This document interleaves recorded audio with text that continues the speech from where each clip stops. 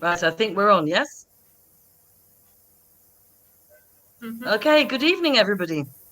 Wherever you are, lovely teachers, we're very happy to see you, although we can't see you exactly. Um, some of you know us. My name is Laura.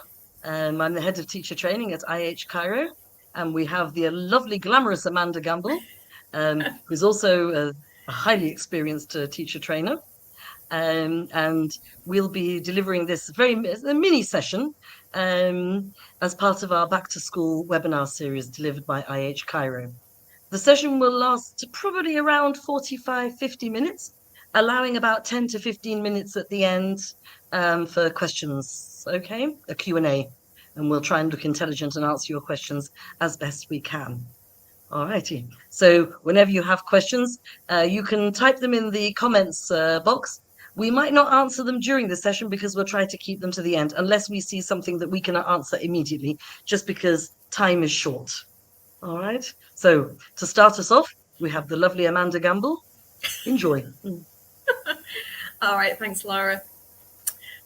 So our topic for this evening is motivation in the classroom, and we thought that this would be a good topic to start off our back to school webinar series with, because if you can get your students motivated right from the first day of your new classes, then of course hopefully you can maintain that motivation as you go through the rest of the academic year, although of course there are probably things that you need to do to re-motivate the students.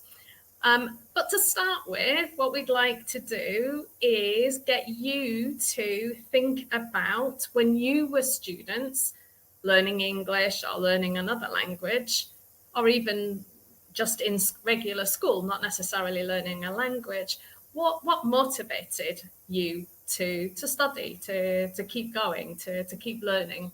So, for example, when I think back to my school days, a very long time ago, one of the things that motivated me was when we did project work. So having the chance to work with my friends and produce some kind of poster or some kind of wall display or something like that. So for me, that was something that motivated me. So can we write in the comments things that motivate you?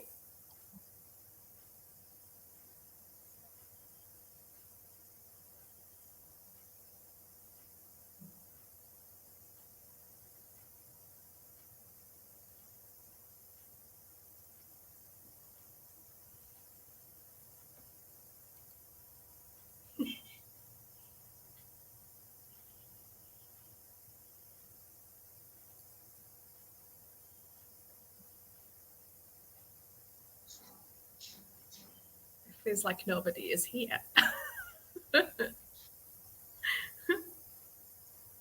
Oh, it's all been very quiet at the moment. Can you see anything? No. Oh, come on, teachers. I'm sure you've got some ideas. Definitely. Amanda mentioned projects. I personally, at primary school, absolutely adored stickers, stars. And I still like them, even though I'm 62. So maybe some of you liked stickers and stars as well. Yeah. We've got one comment. Thank you, Reen. Nice. Okay, now we're rocking. Great.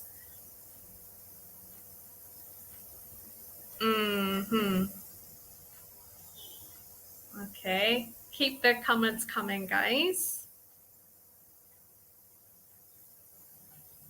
Yeah, of course, rewards are a great thing. Yeah, they help us to be motivated. Ahmed, very nice that you've joined us. Thank you. Yes. So games is looking like something that's quite popular. Yep, more people saying games.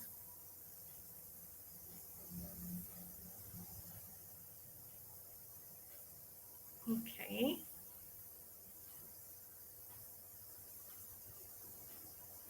Let's let's just wait to see if we can get any other comments, and then we can move on, I think.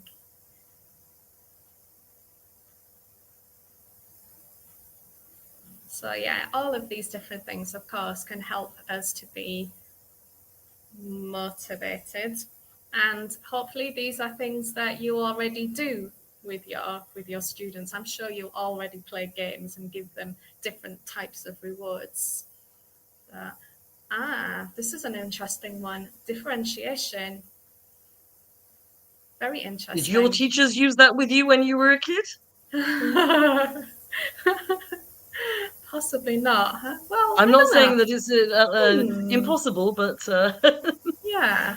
Actually, my teachers used it in my primary school, but it was very unusual at the time. But I didn't think it was exactly motivating or demotivating.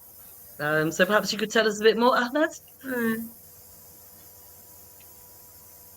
Yeah, because maybe we didn't really understand what it was in those days, right, when we were students. Yes, we wouldn't have understood it, would we?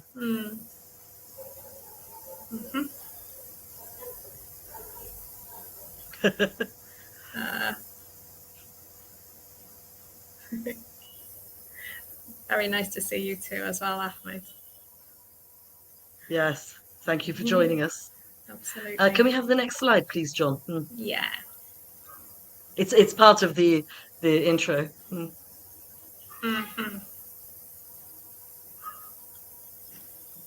Okay.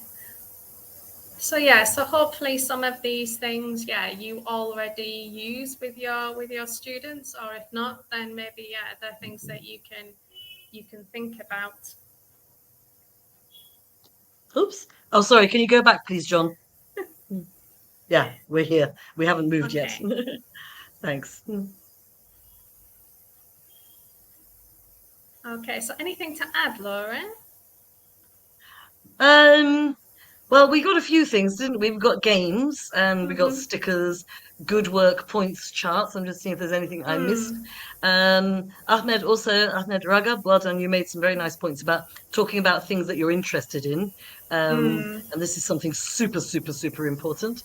Suhaila also mentioned a variety of resources. So things like videos, photos, activities, and games. So that was nice. And Reem mentioned warm-up games or icebreakers, because warm-ups and icebreakers are different things, aren't they? But they can be both very, very motivating. I think our second question that we wanted to ask you was that, do you use any of these ideas in your classes? Okay, this was a big one for us, because it's often, I think this is something we don't do often enough when we're teachers. We don't sort of refer back to the things that we used to do, and if they were successful, why not use them? Some things never change. So if anybody still uses the things that they did at school that they found motivating, well, bearing in mind the term gamification, Shireen, wasn't around probably when you were at school. I know it's not super new, but could you tell us a bit more? Because gamification is a very, very general term. So perhaps it was being used when you were at school, but you probably didn't know what it was called when you were a child. I certainly didn't. So perhaps you could tell us a bit more. That might help us put us on track a bit.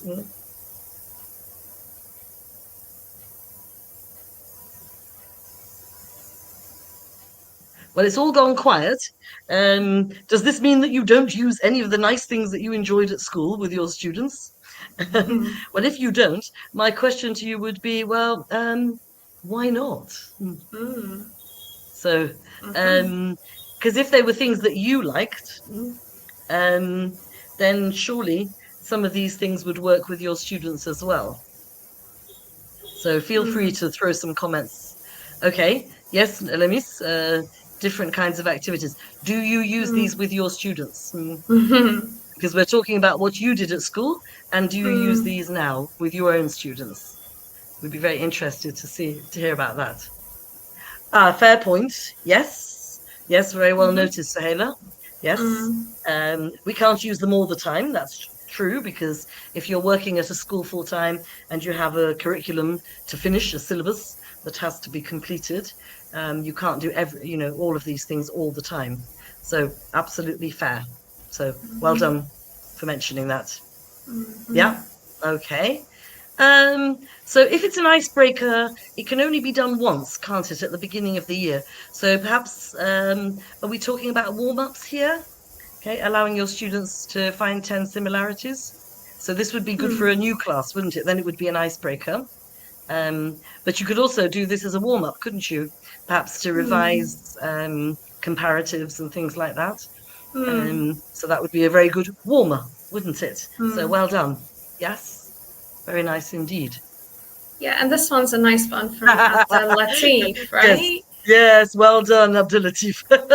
Very Because honest often, answer. yeah, because often it does very much depend on the energy of the teacher. Again, if I think about my experience of learning when I was at school, those teachers that made lessons fun, made us busy in the class, yeah, we enjoyed it and we learned. But those teachers that were really, really boring and just wrote loads of stuff on the board and just talked to us all the time, no, not very motivating. No, it does need we do need energy. Oh, well done. Reem still uses stars. Great. Yeah. Yeah. Salma, you said yes, we use it. What's it? Could you tell us what you use? Online quizzes? I think that's what Salma Is that what she mentioned before? Yeah. Okay. All right, great. Oh, you were lucky because you're born into a generation where you might have had online quizzes at school. Yeah. We weren't. No, we didn't even have a computer. Didn't even know what online was. We were back in the dark ages, prehistoric era. All righty. Okay, well, we'll carry on. Thank you for your comments. In fact, I'm going to give you another little thing to do as well. Can we have the next slide, please, John? Okay. I sometimes do these with my students, adults or kids. So what's the answer to the first one? If you think you know, type it in the comments. This one. I bet some of you do know it. Little brain teaser. Well, you know what they're called. They're riddles, aren't they? Yeah, I know the first one.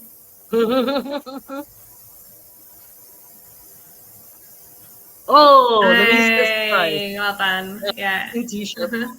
Well done. Excellent. Round of applause. All righty. Yeah. Yes. How about Jamal, what a lovely thing to say. Absolutely. That being an educator motivates me. That's the kind of thing we'd love to hear. And I think that's probably the most important thing, isn't it? Yes. Oh, well, yes. Also well noted, Ahmed, about using energy. Yes, they do require energy, but the more you do them, the easier it is. So you're not taking too much effort. All right. What about the answer to the second one? What goes up but never comes down?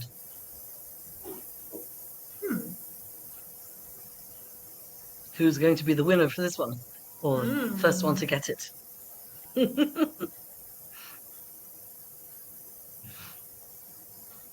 I see people are thinking about that one. The clock was the answer to the first one. Maybe we've got a lag. So, oh, I like that. That's a nice one. Actually, that wasn't the answer, but that's really good. Very true. Yeah, it's very, very true. Absolutely. Yeah, they very rarely come down, right? Yeah. Yeah, that's very rare. Or let's say they rarely come down. Any other guesses? But I have to give you the award for creativity. Absolutely. Yeah. A sticker for Lamis. Any other ideas? Excellent. Whoever LinkedIn user is. I can see you must be a spy. Okay. All right. Yes, you are correct. Age never comes down. We always get older and older, don't we? So great. How about the last one? What has 4 legs but cannot walk? Well done. We've got a couple of answers to that one. Excellent.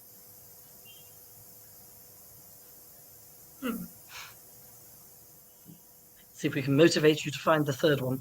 Unfortunately, we haven't got any prizes at the moment for you, but the reward of getting it right. Absolutely.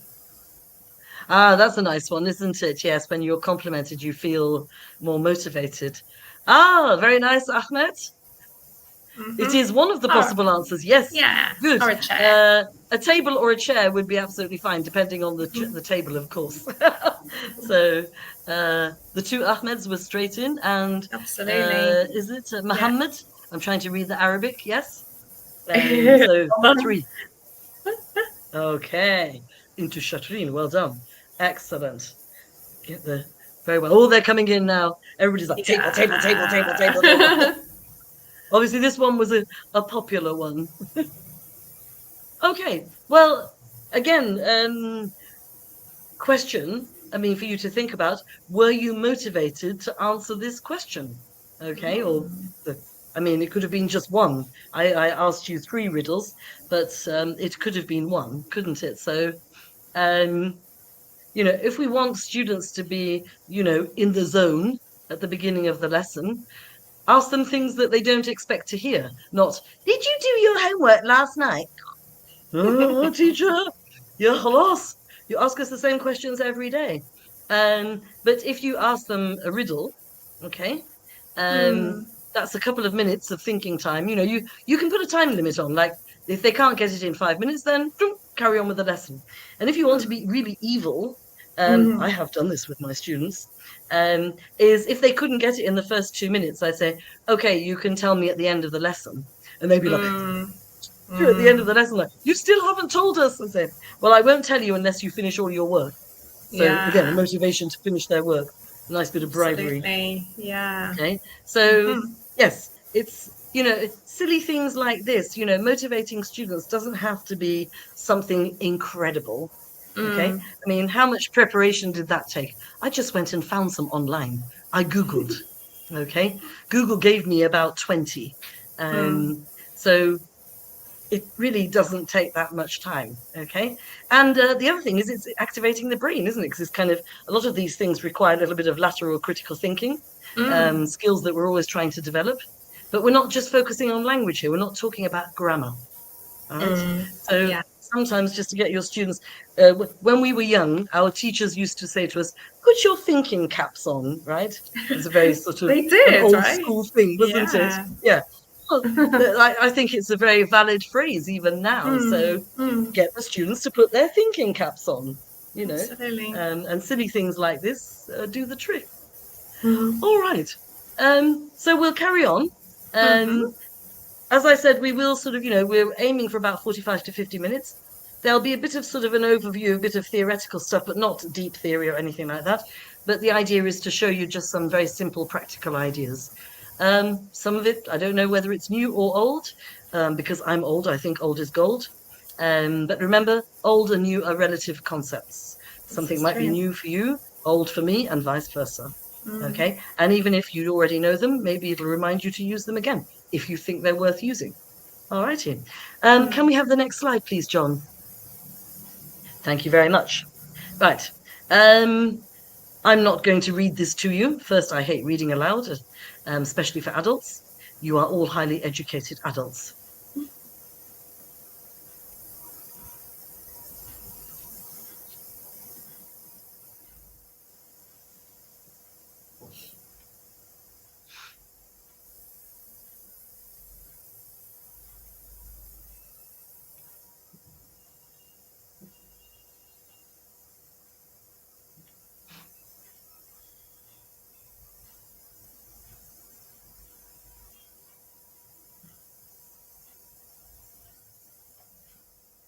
Don't worry if you haven't finished reading it. I'll sort of talk over it a bit and then go. I will intersperse it by showing you a couple of things here and there. All righty. Of course, the first one is super, super important, and I think we don't think about this enough sometimes, especially if you're teaching teenagers. So if we're going from middle school upwards, all right. I mean, we are aiming to sort of talk about most of the age groups, but this one is particularly important for older students. So from 12 onwards, really, even sometimes 11, we sometimes call this age group the tweens. They're not exactly teenagers. They start thinking that they're cool and grown up. Of course, we know they're not, but they think they are, and they want to be treated with a bit more respect. They want to be given choices. They don't, they're beginning to get fed up with teacher telling them what to do. All right. And if you're a fully fledged teenager, 13 plus, then you hate every teacher on the planet and every adult. And that's normal, regardless of your culture. That is a teenage thing. Teenagers know that they are right and everybody else around the world is an idiot or wrong, especially your parents and your teachers. It doesn't matter what your parents or teachers say, you don't believe them, because that's a thing. It's, it transcends culture. It's a thing. So yeah, students need at least to feel they're getting some control. Okay, we know we have a syllabus to complete. We know we have work to complete. But can you do simple things? Like, for example, you've got 4 exercises in your course book to finish. You've got 40 minutes. You know you've got to do them because there are exams coming up, blah, blah, blah. But you can treat the students like adults and give them some responsibility. Even a simple thing like, look, we have 4 exercises and 40 minutes. Which exercise do you want to do first? Okay. Sometimes this is possible. They might want to do the reading first. They might want to do the speaking first. Maybe they prefer to do the grammar exercises first because they're boring and they'd rather get those out of the way. You can even say to them, if we finish all of this in 30 minutes, then you can do something else. Okay, you choose the last activity. So give students very simple choices, because as soon as you start saying the word choose to teenagers, things change. Their little faces are like, oh, okay. Because respect for teenagers is a big thing. They want to feel respected. There's masses and masses of research on this subject. And you don't even need to read a research manual to understand it.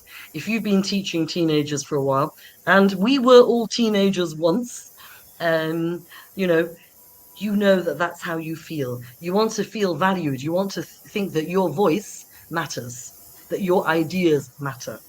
Because you've been told by your parents, especially your parents, no, you're too young, you don't understand. Well, maybe I do, but you've got to give me the chance. All right. So something simple like that. I don't have to prepare anything. Okay. I've already prepared the lesson. So the only thing maybe I should prepare in my mind is what will happen if they choose one thing first and the other thing second. Okay. Yeah. Anticipated problems and solutions. So, especially if you know the book already, you can probably kind of think on your feet a bit. If you're not so familiar with the book, plan it, write a few notes down somewhere. Okay, we don't expect you to write a full lesson plan because this is not what full-time teachers do. Okay, that's a thing when you're doing a CELTA course or a Delta course where your tutors have to grade them. So we know the real world because we've done it ourselves. I used to teach 30 hours a week in London. So as in 30 contact hours in the classroom. And there was no way I was going to write 4 plans. Okay, so silly things like that. If it's project work, Amanda mentioned project work. I mean, we often liked project work at school because you got to do lots of different things. So you could maybe offer the class 2 or 3 choices, for the projects, and they choose 1 or 2 as a class. Half the class do one, half the class do another. Okay, especially if it's connected to what you're doing in class. And projects can be very wide-ranging. I mean, with little kids, if you're teaching primary, it can be a project on different types of animals, can't it? What animals eat, what animals, how many babies the animals have, where the animals live. You've got a whole load of cross-curricular stuff going on there, okay? Which also helps you to practice English. Elephants have got 4 legs. Elephants have got a trunk, okay? Leopards and tigers have claws. All right, there's lots and lots of things. Lions live in Africa, okay, and maybe name which countries. See, there's loads of grammar coming out here. Okay, once you start brainstorming a project, there's a lot of language that comes out of it. So that's a children's one, but of course a teenage one can be something else. Again, related to the course book. So these are just little things. I will move to some other things in a moment. Purpose is the big one. We do get a bit reward fixated. Well done, Shireen, about feeling valued. Very, very nice. So, move away from sort of silly rewards like sweets. Sweets have to leave the classroom, leave the school. No candy, no sweets, okay? First, as I've been saying for years, Food is a human right, not a reward. Okay, this leads to strange relationships with food. And the other thing is nowadays, children, various kids might have allergies. You might have a diabetic in the class. Blah blah blah blah blah blah blah. Not to mention the damage to their teeth. But that's the parents' problem, not yours. So yeah, move away from sweets, but actually get students thinking about, why they want to do something. I mean, of course, most students will be thinking, yeah, I want to learn English because I have to pass the exam. Tamam, that's a short-term goal, isn't it? But what else can the students do if they learn English? Can they chat with other teenagers online, for example? There are all these chat apps nowadays. They can meet people from other countries and find some interest that they'd like to talk about. So, not just about, passing the exam, actually make a connection. They might find people who like the same things as them, or the job they want to do, or the subject they want to study at university. How will it connect to them? What are they interested in? Okay, there's a whole load of things there. All righty. So get your students to actually really think about why they're doing something and how it will help them. All right. If you're doing some grammar, why are we doing the past tenses? Because I can talk about what I did last week. Not because I could finish the evil multiple choice exercise or the gap fill. All right. This is why, when you do celtas and deltas, we always ask you when you're writing your aims to write in the context of. So the students have meaning, a reason to use that language, not just for the sake of practicing grammar. All righty. Okay, the growth mindset. Okay, this is a big one. I mean, we all talk. I mean, this is a bit of a buzzword nowadays, isn't it? Buzz phrase. But I think the point is, if students are going to learn, that it's not about just filling in exercises, is it? I think one of the things we do need to get students maybe change their mindsets about is making mistakes. Making mistakes are excellent, okay, because they help you learn. All right. In fact, one of the nicest classrooms I've ever seen in my entire life on this matter was a young Turkish teacher's classroom. She was teaching second grade. The children were about 8. And she used the same posters for her older students as well. And she had posters all around the room that had messages like, fear not, dive in, made a mistake, don't worry about it. Okay, so she surrounded her classroom with all these positive messages about making mistakes, and that you shouldn't feel scared of saying something in case you get it wrong. Fear not, dive in. What the hell? What can happen? The world doesn't end because you use the wrong tense, does it? And this comes back to the teachers as well. Try again if they get it wrong. Just try again. Not you stupid student. They're not donkeys. Okay, it's not a sin to make a grammar mistake. If it were, I'd be in terrible trouble with my Arabic grammar because I make mistakes with it all the time. Kulium. Okay, never mind my pronunciation.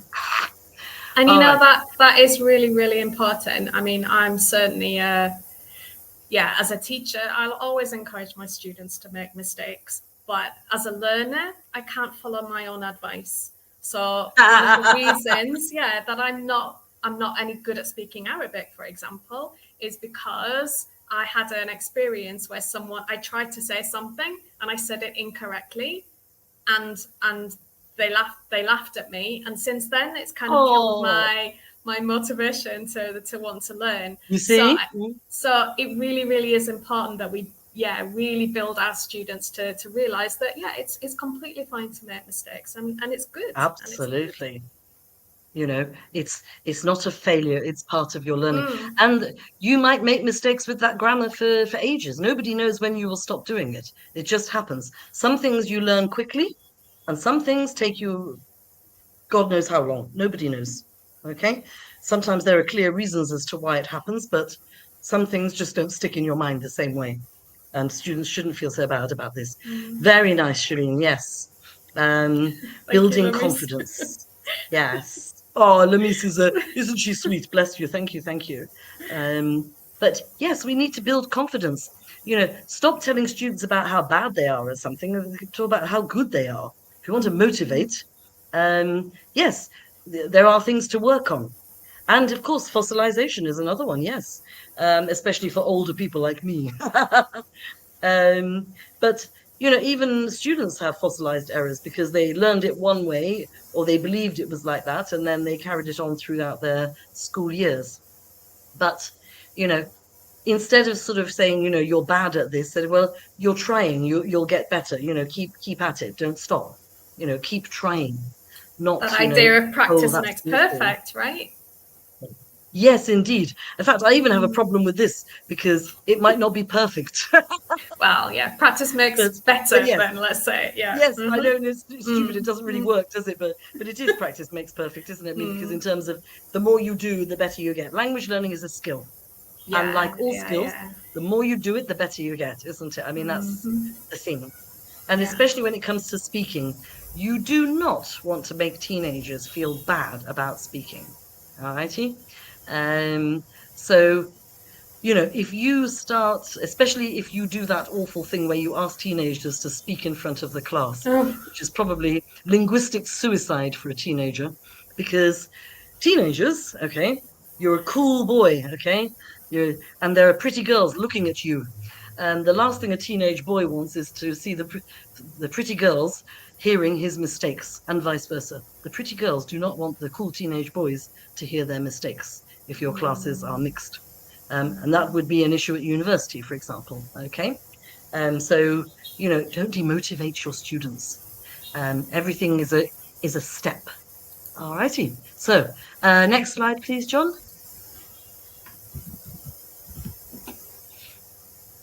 If he's still awake. Yes. I think there's a slide missing along the way. I think there's something. Hang on. We jumped one. Okay. I'll run through that, but I think I had something in between. But never mind. Okay. This is obvious, isn't it? Praise. Okay. But not only like you got top marks, but the effort that you put into it. All righty. Well done for trying hard. Congratulations, you did your best. We're talking about rewards and stuff like this. Learning is something, the reward actually is the learning itself, isn't it? So, get students to think about how they got there, the steps, and then, praise them for that effort. It's like, well done. You started off with a couple of words and then you added 2 or 3, you added 2 more words, you made a sentence. Okay, right. You want to make it longer? Now you use a linking word. Okay, now look, you've made a longer sentence. So get students to think about the processes. Okay, because one of the things, one of the phrases here, innate intelligence. One of the things I actually find really hard to hear sometimes is when teachers say, "Oh yeah, my students are really smart." What's the connection? And I mean, what is smart, but also what's the connection between intellect and language learning? People all over the world who can't read or write can speak several languages. So be careful. If you want to say your students are a stronger group or they pick up quickly or whatever, that's okay. But this sort of, oh, I've got a smart class. Sometimes it's a mistranslation. Okay, but coming back to the praise, don't overdo it. You ask the students, what's the past tense of go? And they say went, and you go, oh my God, that's amazing. No, it isn't. It's the past tense of go. All right. So please measure your praise. Like, good, well done, good job. Okay. If your elementary student, as in linguistic student says, the linguistic level, your student says, oh, I have been studying English for 5 years. That is amazing. That is, mashallah, fantastic. Okay. So make sure the praise matches the achievement. All right. Don't overdo it, but also don't underdo it. Yeah. But do praise, good, well done, nice. You can even give your students nicknames. I give my names like, Mr. Grammar or Miss Vocabulary, and they love it. Even teenagers like it. So it's another way of praising. Okay, getting to know your students. Now, of course, easy to say, and another thing to do when you have a lot of students in the class. But you can find out things about them, things that they like. Now, we know you've got a course book to finish, all right? But is there a way that, you can find things in the course book that connect to some of your students? Because there has to be something in every unit that is interesting for some of your students. So, okay, in this lesson, we're focusing on these interests. Another lesson, we're focusing on other interests, and so on. Because this can help you to plan your lessons more effectively, all right? Especially when it comes to speaking, all right? I will show you an example of relationship mapping shortly. But this is something that's very useful, showing, how students feel about certain things, the connection to what they do and what they need to work on, okay? The culture of trust. So like I said, don't make students feel bad about making mistakes. It's obvious, but there are still many teachers who, get annoyed with their students when they make a mistake. Okay? Language learning requires trust. Okay? Because, like Amanda said, whenever you try to speak a foreign language, you feel very stupid, I'm especially very if your vulnerable. linguistic level. Say it again. I'm very vulnerable, actually, at Yes. times. Mm. Because you can't say what you want to say in the way you want to say it, right? When you're learning. So when you can't do that, you feel very vulnerable. You feel very. So the last thing you need is a teacher, criticizing you because you couldn't form, a past continuous sentence correctly. So students have got to feel free to make mistakes. All right. That's super, super important. Okay, next slide, please, John. Yes, very nicely, Miss. Okay, that's an example of relationship mapping. Sorry that it's not very big, but I hope you can see it clearly. I will look at it from my tablet. It's called an empathy map. But it's like the students map the things, their feelings. For example, one of them is anxiety when I take tests. Okay. My phone's always buzzing. Okay. Uh, I read to organize my thoughts. Okay. Uh, my mother complains about my grades. Okay. This can tell you a lot about your students and the things that they're going through. All righty. So you could do this with sticky notes. You can do this, however you want. You could even, make a digital one. All right. Easier to keep. Because sticky notes have a tendency to fall off, and you might not be in the same classroom. It's something that you keep. I would probably nowadays do it digital so that you can move it from room to room and flash it up on your screens. Okay. What are the different quadrants? Yes. So one of them is thinking and feeling. So one section there, and then the next one is hearing, and the next one is say and do. And the other one is seeing. So, yeah, it's nice, isn't it? Like say and do, like I study until very late at night. Like, oh, okay, maybe they're studying too long. That's very, very important, isn't it? They're getting, this comes back to overdoing the homework, doesn't it? Poor students, killing them as usual. All right, next slide, please, John. Okay, again, this is pretty much, a repetition of some of this, so I won't go through it too much. But, giving students a voice. We've mentioned this, so I'd like to get to the sort of little practical ideas. Project-based learning. It's as old as the hills. Just like Amanda said, we did project learning at school. And I went to school, I started in 1968 because I'm old. So we were doing project learning in the late 60s and early 70s. Okay. Only the format might have changed because now you can use more digital tools to do it with.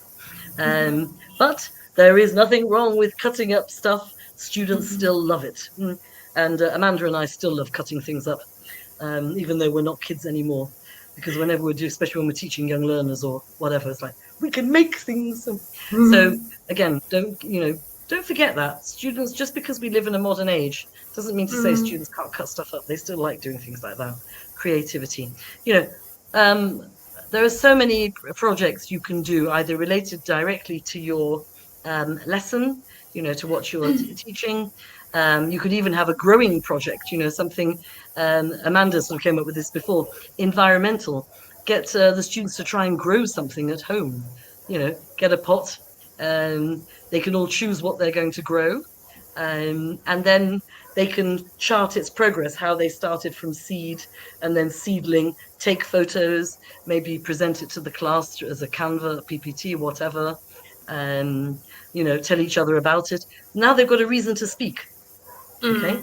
And students might find out something about themselves that they didn't know, that they can grow something. I mean, it can be simple stuff, growing. We used to grow cress, didn't we, when we were kids? We did, yeah. Because that was very simple. I haven't seen that here, but you can grow things like mint, for example. Mint is very easy to grow.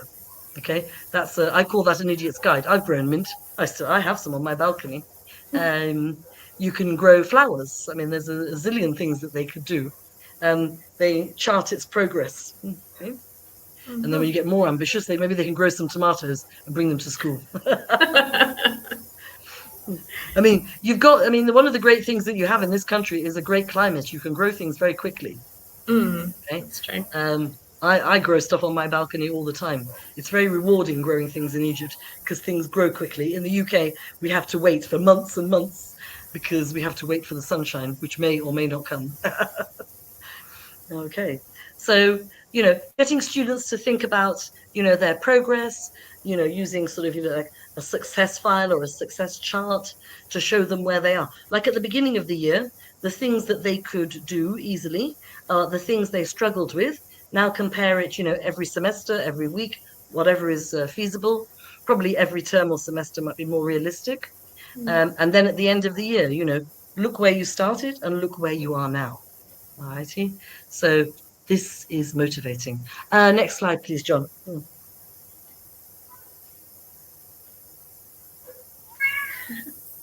Okay, there you are. This is a progress chart. It's a very simple one. There's the sort of the beginning of the chart where you're sort of like, oh, I don't understand, I don't get it. All righty. Ah, look, lentils. Yes, nice one, Nuff.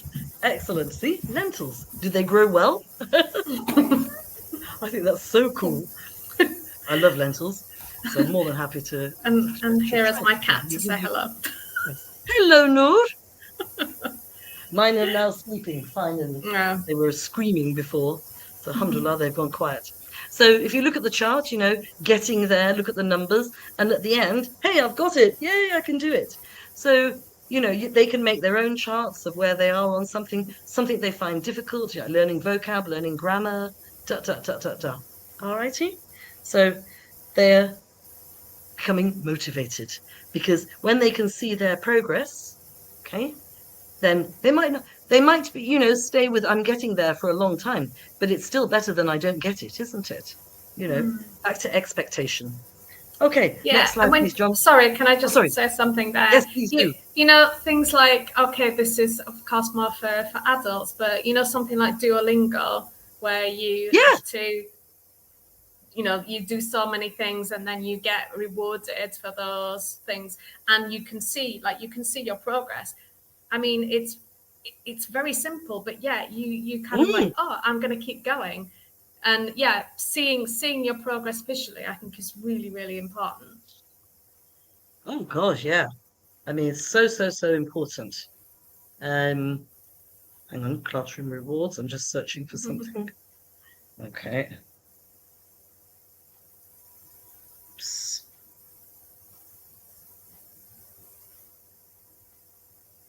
Go. All right. So yes, can we go to the next slide, please, John?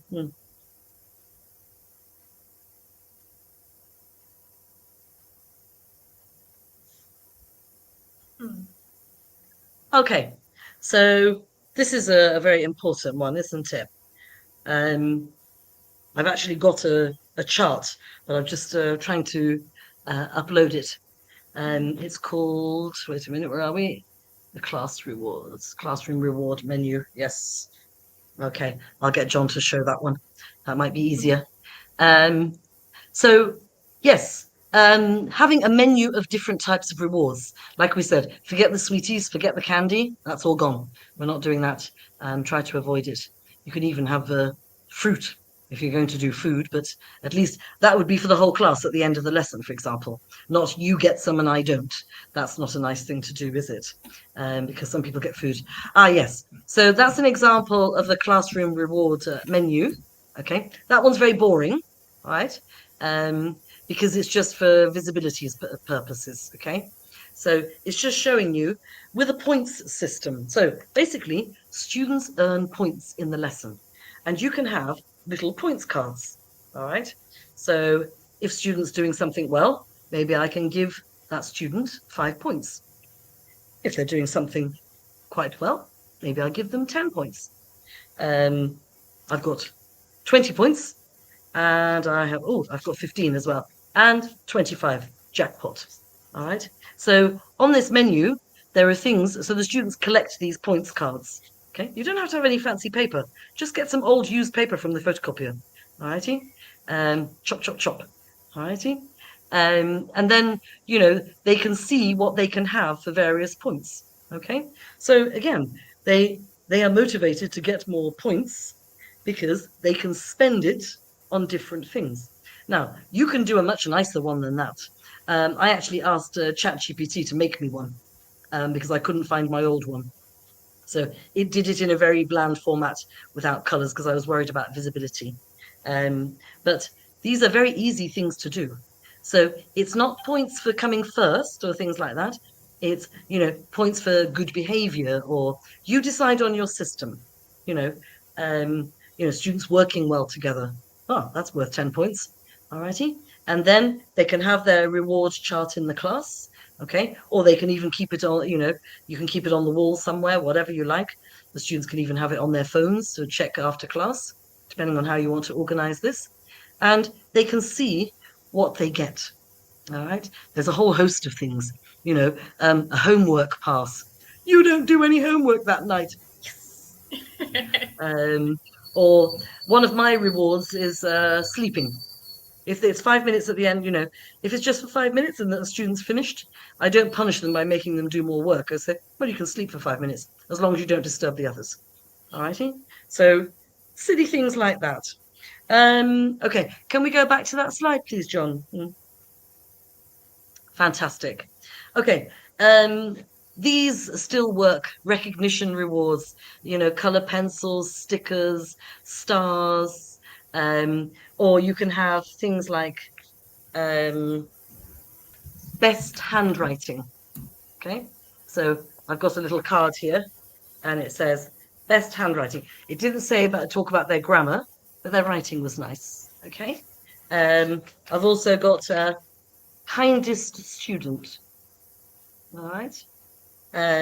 So you can have a whole host of things, the most helpful student, the neatest student, the student who was the most organized, okay? Because these kinds of things give other students a chance to shine, because you might not be great at English, but you might be good at something else. Little rewards like this are far more meaningful to students. And even sometimes with teenagers, okay, they're not going to want the stickers, but you can have teenage type stickers, depending on what's fashionable. But so, there are a whole host of things that you can do. Obviously, with younger kids, if you're teaching primary, kindergarten, nursery school, they love doing things, student jobs, cleaning the board. Who didn't like holding teacher's bag when they were little? You felt very important, right? And you went home and told your mummy and daddy, because teacher said, I am very responsible, so she let me carry her bag. Maybe child labor, but hey, kids like it. So I think we can get away with that one. The one that collects all the stationery, if you've been doing some cutting activities, the one that collects the child's scissors. This is actually very good for the naughty students. I used to have a little beast. We should call him a challenging student.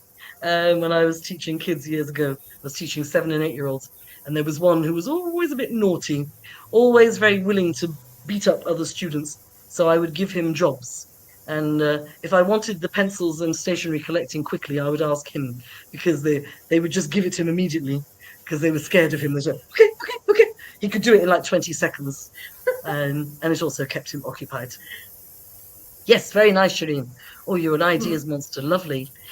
We talked about Cheers. stars, um, and um, Mhm. getting students to, giving students the chance to shine when they're not good at English. Not everybody is good at languages, okay?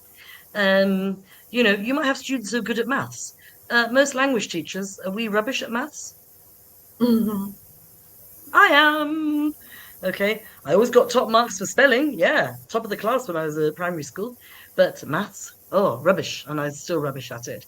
But, we talk about, cross-curricular education and things like this. This is another differentiation strategy, if you like. Students who are good at maths, they could explain something that the students have been having problems with. 5 minutes, 10 minutes. They can often teach way better than the teacher because they simplify. I remember Yeah. my mum telling me once she bought a tablet, okay? This was years ago when tablets weren't so common. My mum's quite good with techie stuff, but she wasn't sure about this tablet. So she went on YouTube and she found the best teacher ever, a little 10-year-old boy from Lancashire. She said he went through all the steps with his lovely Lancashire accent. So you do it like this, and he was just, and actually my mum said, my mum's a retired teacher as well, but she said he was the best teacher ever because kids simplify stuff. He went through it step by step. So don't underestimate your kids. All righty. Another thing that Manda reminded me of earlier in the day, house points. Right. Now, this was something we Mhm. all did as kids. All right. Mm. So if you've watched Harry Potter, Gryffindor, okay, 20 points to Gryffindor, 10 points to Hufflepuff, 50 points for blah, blah, blah, okay, or they would deduct them. Well, this is why the Harry Potter films and stories use the house system because this was something we did in the UK a lot, and we still do in some places. So at school, different students belong to different houses, but you can have a smaller version that in your classroom. So you can have like 4 houses, okay, or 3 houses, whatever you decide. They give their house their own name, and this is teamwork because you try to get points for your house. Okay, so it's not just about you and your achievement. Okay, and you are also responsible if your team, your house loses points. Remember Harry Potter, Gryffindor, you've lost 50 points, and they'd all go, ah! Okay, so this, creates responsibility, teamwork. All righty, so lots of silly things like that. Okay, next one, please, John. Okay, this is students choosing things that they do. Okay. Um, this is kind of like again, ways of getting students to be more motivated about their learning. So you can make a chart, okay, with the students' names on, and they decide on the things that they do to improve their English. This can be another kind of homework. All right. Because there's lots of debates on homework. I'm not a big fan of homework unless it's constructive. So, they choose what they do. Okay. Somebody learns 5 new words. Somebody writes 3 sentences about their family. All righty. Um, Somebody finds one interesting thing the day they were born. I did this about an hour before. Now, mine's still continuing because I was born in 1963. But I found out who got the Nobel Peace Prize, who got the Nobel Prize for Literature, um, uh, and it keeps reminding me, oh my God, you didn't even have technology, you didn't have mobile phones. Oh my God, you're old. But it also had things like, the space landings and all that kind of stuff. Because, of course, it was the 60s, the Beatles and stuff like this, when they played this place and blah, blah, blah. And, the space journeys, which were still very new. So if you want students to use the past tenses meaningfully, go and find something that happened the day you were born. I've included a website for that, a link for it. So they can just type in their date of birth and it'll tell you all the things that happened. So again, the students can come back and tell everybody else. Far more meaningful. Okay, reading. Read one page of a book that you like or a graded reader. You decide. Okay, next one, please, John. Okay, this is again more ideas. Um, this is a bit like it could be used like an exit ticket.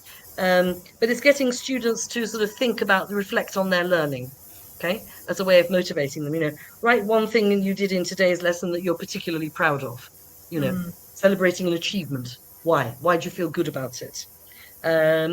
Write one thing that you could have done better in today's lesson. Provide reasons. Again, taking responsibility. Okay, so if we're going to motivate students, we need to get them to have some kind of autonomy and thinking about why they're doing things. Maybe they could write a tweet summarizing today's lesson. Okay, you can post it. If today's lesson were a novel or a song, what title would you give it and why? Okay, so promote a bit of creativity. Oh, here you go. Egyptian teachers, you should love this one. Write 3 multiple choice questions with the answers. Okay, they have to design their own MCQs. All righty. And here's a nice one, writing a thank you note to a classmate for their contribution. Okay, and they write them a little nice thank you thing. Again, bonding, because all of these things, if your students are bonded, then motivation then sort of comes with it. All righty. Okay, whizzing through. Next slide, please, John. Okay, this is a homework ideas chart. Okay, so we're finishing with this part. Again, students, I mean, how many workbook exercises can you complete? All right, I know we have to do them and we have to give them to students because the school tells us to. But get the students to, think of, choose things for themselves. Amanda and I were talking about this earlier on today, about getting students to choose. One of the things I used to do many years ago, because I got sick of giving students homework and it wasn't being done. This was adults.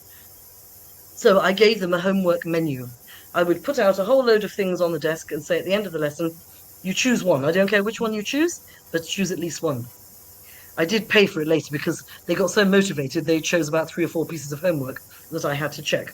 But I didn't mind because at least they were motivated. So here are some examples. I'm not going to read them all to you because I'm not sure how well you can see them.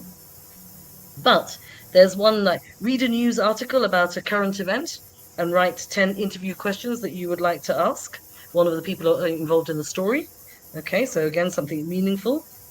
It doesn't have to be news. It could be maybe a celebrity. Think of your students. They might not be interested in current affairs, but they'll be interested in celebrities, yes? Okay. Choose a word that's about 6 letters,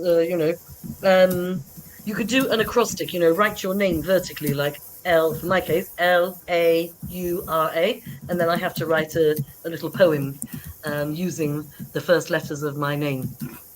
All righty. So again, look, we've got all the mixed ability differentiation here. You can choose according to your own linguistic ability and interests. Okay. Record yourself speaking and send it to the teacher. It could be reading something aloud, which is good for practicing pronunciation. Okay.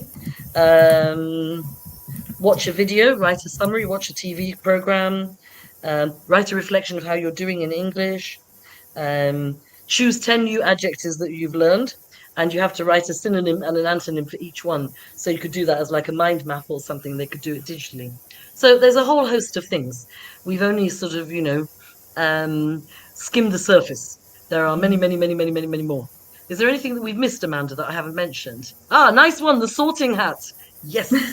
Thank you, Amanda. I didn't see that one. Yes, the sorting hat would be brilliant.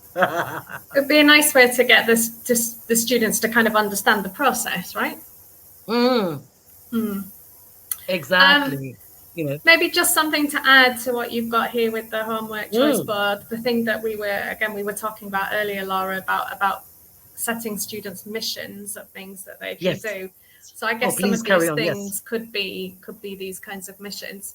So yeah, this idea of always giving the students workbook homework, as Laura said, not very exciting. But if we can think of things that they could do that are more real life things, this was something that I did with in a school that I used to work in. A colleague of mine and we were talking like, how can we make homework more interesting for our students?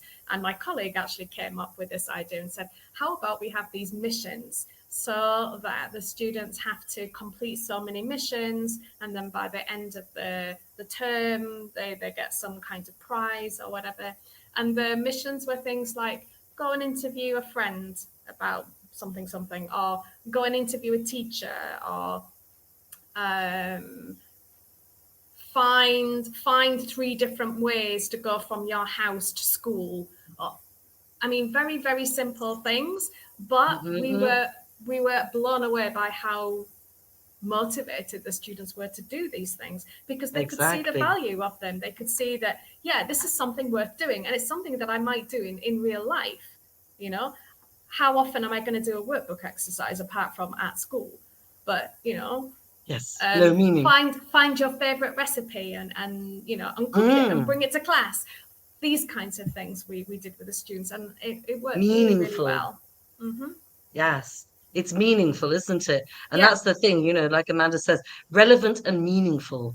You know, you can only do so many workbook exercises. And the problem with the workbook exercises is the students can kind of do them in their sleep.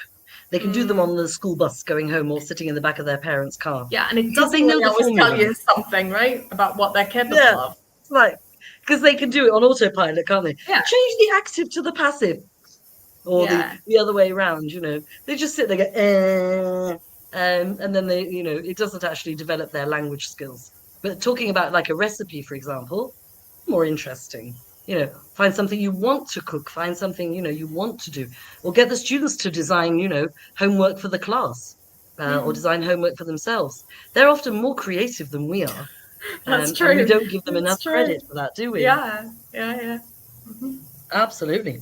Well, I'm going to stop there. I mean, all I'm going to do is, can we skip 2 slides, John, please? Come back one. Sorry, because I had a blank one I forgot to Uh, delete. But I think this is we've talked about motivating the students, but we need to think about ourselves as well, yeah?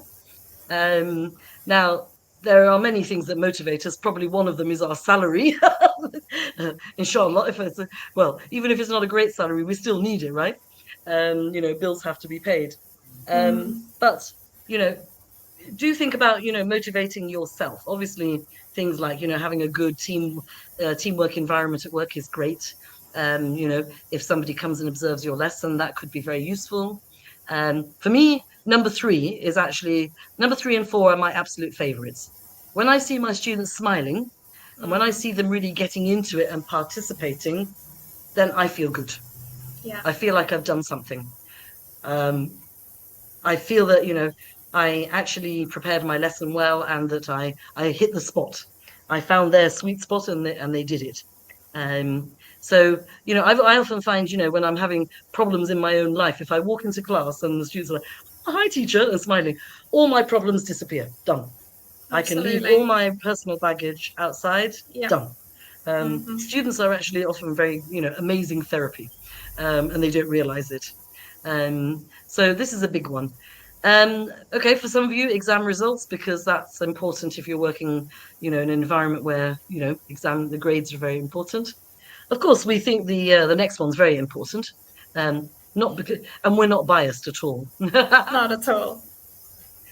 It's just obvious, isn't it? Um, and we know that we see many of you at Nile TESOL and other events. So there are lots of ways to motivate yourself, but also rewarding yourself as well, and maybe being kind to your colleagues, and this is a big one. Help each other out, because when you're working at a school, you're running from one room to the next. You don't often have time to talk to each other, but buying each other a coffee could be highly motivating. A bar of chocolate makes most people feel good, doesn't it? Mm. Is there anything we should add there, Amanda? I don't think so. I think we've got Okay, well, probably the things we've last talked one's the most about. motivating. So if you've got questions, very nice, Shireen. Yes, engaged and Mm. improving. This is a great reward in itself, isn't it? Absolutely. So, does anybody have any questions for us, please? Sorry that we've sort of, blah blah blah blah blah blah blah blah blah. But we do have time for questions, so feel free.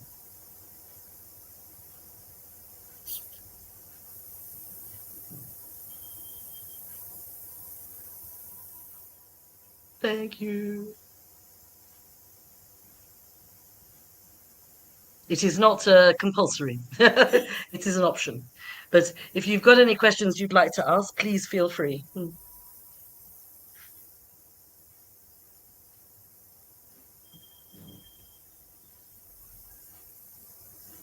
Everybody's gone quiet now. That's very quiet, isn't it? God, they're not like our Seltzer and Tefl groups, are they? Hey, Isel's Ah, here. we have a dear colleague, an esteemed colleague and dear friend. Aysel, hoş geldin canım. Ay ne güzel bir sürpriz. Oh, that has just made our day. Oh, it's lovely to see you too. We also have one of our TEFL, one of our graduates from the TEFL courses here as well. Oh, lovely. From the Okay. online course. Mai's just asked us, she did Celta with us. Well, that's a fair question, isn't it? Male and female pairing up. You know your culture. Please don't force students. If they don't want to work with the opposite gender, tamam. Okay. I mean, I ask my students when we're doing a lesson, if there's suddenly, the pairs haven't quite worked, I will ask the female students and the male students, do you mind, is it okay to work with this young man? Is it okay to work with this young woman? And most of the time they say, no problem, teacher. But sometimes they're shy. So really, is it worth forcing it? Because if you force them, then we demotivate them, don't we? Because you're making them do something they don't want to do. Because culturally, a lot of young women might feel very uncomfortable working with men and vice versa, because it depends on your family culture. Maybe your mum and dad have told you, haram, haram, no speaking to, boys or girls. So it's not worth forcing them. If if it's an odd number, then put the male student with the other pair and put the female student with the other pair. They can be 3. It's not the end of the world. All right. So I think that's, it's not worth pushing it. Tracking students' progress. Do you mean like their academic progress throughout the year? That might be a subject for another webinar, huh? Yes, that's another webinar, isn't it? I mean, the charts would be a good start, a progress charts, that maybe you could make a whole huge one. You could probably get Excel to do you something, or ask our dear friend ChatGPT to help you with it. Because I find ChatGPT very useful for brainstorming, thanks to Amanda, because I was scared of using it for quite a while. But a chart would be useful because then you can see, who's struggling with grammar, who's struggling with speaking. Kulu said the same thing, showing what they're, doing well on and what they need to work on. All right. So, have something that, tracks the whole thing. Or you can have individual ones that you give to the students so that they can see, what they need to work on. Because maybe one that's public, the students might find demotivating because then everybody knows they're bad at something. And they don't want everybody to know. So I think it's always good to keep those things maybe either to yourself within the teacher's room or give the students their own personalized one. Okay. That's where technology is brilliant. I mean, back in the day when we started teaching, we had to write all this stuff out by hand. Took ages. But now you can, you can use AI to help you with stuff like this, or using tabs in Excel. You can use it in Google Sheets. It can help you a lot as well. All righty. Wait a minute. We're getting some thanks. Thank you very much. Yes. Yeah. Bless you. We've had this question from Henny. About, yes. Yeah. Go for it. What can you do to bring a class to life? Or is it too late? It's never too late. No. Never. Even if you just play some kind of game maybe with the students to re-energize them, or even something as simple, particularly if you're working in a face-to-face classroom, more difficult online, but in a face-to-face classroom, okay, everybody stand up, turn around, jump up and down, raise your hands in the air, clap your hands, sit down. That, just something as simple as that. Yes, can anything. Re-energize people and kind of put them back into kind of focus mode. So it's never too late. You can always do something. Never. And the other thing is, how engaging are you? Sometimes we teachers, we need to be quite motivating ourselves. I don't mean you should be a clown, but one of the worst things, I think, and I remember it at school as well, whenever the teacher started the lesson by saying, today's going to be a very interesting lesson. You think?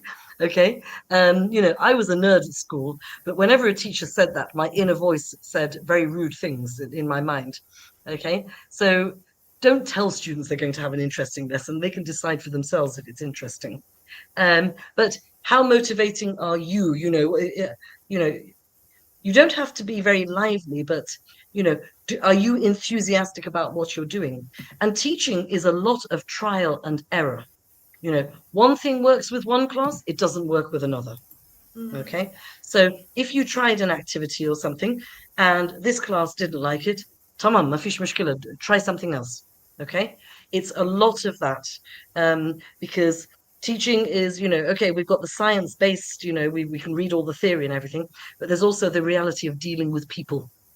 Okay, so you have to try lots and lots of different things. Like Amanda says, getting the students up, even teenagers, maybe find out what's the new, the dance craze that you could do like a couple of minutes of it and find the dance moves. Get them to teach you, okay? Absolutely, because if you're old, I always tell my teenagers, I go, look, don't ask me because I'm really old. You show us the latest dance craze. You've got 5 minutes to teach us all. Okay, I mean, look at when they were all going ah pata pata ah pata pata. I mean, my Boab's kids come up to my flat and they sing it all the time, and they're dancing around the flat. There's always dance crazes coming through. So even silly things like that, they love it. Yeah, absolutely. Shy students, no, yes. Well, the thing is with shy students is some people are shy, as we know, but they need to be speaking in closed groups and pairs, right? Not in front of the class. Never in front of the class, never. No. I'm shy. You want the whole class to hear how bad my English is? Yeah, not and you want me to feel motivated? Not a good idea. That's horrible. Okay. Yes. Okay. We've got this. Yeah, we've got this one point. Yeah, from Ahmed about making the aims of your lesson. Yeah, that's really good, isn't it? And maybe that's actually a good point to finish on, because I think if students know what they're doing and why they're doing it, then that in itself can be very motivating. So we're not just here for to learn a bit of grammar. Well, what are we doing with it? Why is it important? Why is it going to be useful for us? So absolutely, making the aims clear to your students is very useful. Yeah. There is something that we could also finish on, as I wanted to finish with your point. Khulud wrote something, but we're in Egypt. Okay. Amanda and I have taught in a few countries, and I've taught a lot in Asia, as Amanda has. Amanda was in Japan. We were both in Turkey for a very long time. I've also taught in the Gulf, and Tunisia and other countries with similar cultures to here. And I've heard the same thing. So you know what is acceptable and unacceptable in your culture. You know better than any of us. We're the outsiders, the visitors. We had to learn from you what was acceptable and not acceptable. So you have to balance it, all right? Because we cannot just say, oh, I'm in Turkey, I'm in Egypt, I'm in England, as a reason for not doing something. But if it is something that is culturally unacceptable, don't do it. Yeah. Nobody is asking you to do things like that. So you have to find what is possible within the culture of your country, society, and maybe the school culture, because we have school rules. True. Wherever you go in the world, we have school rules. So the only person who can answer that is you. So look, we're teacher trainers. All we do is we provide you with a menu of ideas. Okay, so just like when you go to a restaurant, when you're choosing your food, you go, yep, like that. Molachir, not my favorite thing, but But if you say Omali, yes, please, I'm having that. I want a bucket. Okay, it's the same with teacher training. We will give you the PDF of this, and you'll see things that you think, okay, I can do that with my students, or no, I can't. So you pick and choose. Yeah. Because the only person who knows your students is you. Is you, exactly. Yeah. And some of these things you might be able to adapt, maybe, so that you can make them work for your students. Exactly. And Nuth, you give the shy person the role. If you're doing a role play, give them the role play where they have to speak more. That's one example of something you can do. Alrighty, we should stop there, otherwise you'll never get to bed or finish your marking or a whole host of other things. And thank you for those who told us that they found it useful. Yeah, thank you. We hope that you've got a few ideas or a few things to think about. And we look forward to seeing you in our next webinar. Next week we'll be doing, we won't be following the back to school series. We'll have a week off because we're doing another session on Thursday. Is it Thursday or Friday? Friday. Ah, yes. So maybe we'll do Thursday and Friday, depending on what we're doing. But definitely Friday. I know there's been some publicity about that. And then we'll come back to our back to school series. So each week we'll have a different topic. And you're also welcome to add your own ideas of topics that you would like us to cover. All right. Thank you very, very, very, very much. Thank you very much, everybody. Have a nice weekend. Great to see some familiar faces. Oh, not faces, and but thank names. you to our lovely John for managing the slides. Absolutely. Thanks, John.